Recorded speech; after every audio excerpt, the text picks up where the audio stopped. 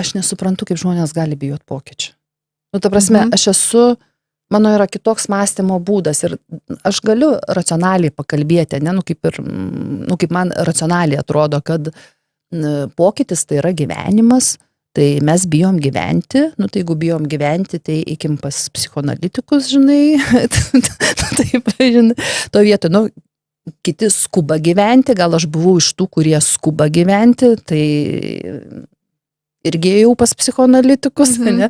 Pats bijojimas nurodo, kad yra siekimas bet kokiu būdu sukontroliuoti aplinką. Nu, tu nesukontroliuosi aplinkos. Gyvybė teka ten, kur yra gyva.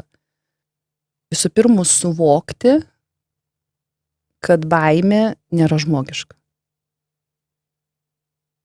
Baimė tai yra adaptacijos forma vaikystėje, nu, nežinau, čia toks psichologinis, pavadinkim, kažkoks gynybos gal mechanizmas, taip galima pavadinti. Nes jeigu mes tikim, kad baimė yra natūrali, nu, tai mes ir leidžiam bijoti. Ir aš tada grįžtu prie to pačio, kaip yra stiprus įvykis. Mesgi nebijom. Mes tada ką darom? Veikiam. Mes bijom po to, kas galėjo atsitikti. Tai va tas suvokimas, kad baimė nėra natūralus dalykas, nėra žmogiškas, bet tai yra mūsų smegenų įvykių interpretacijos, juk irgi kaip mes apie praeitį šnekam. Kas tai yra praeitis? Praeitisgi nėra įvykiai. Praeitis yra, kaip mūsų atmintis atsimena interpretaciją. Kodėl aš sakau, kad tai nėra natūralu žmogiška, tai yra atmintis. Tai nėra gyva. Ir jeigu tu pradedi suvokti, kad baimė tai nėra gyva, nes pavojaus akivaizdoje mes mobilizuojam savo psichinę energiją ir darom veiksmą.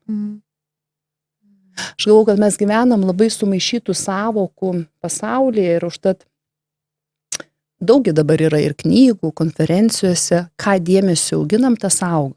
Dar prieš 10-15 metų lyg tai toks buvo naujas skambesys.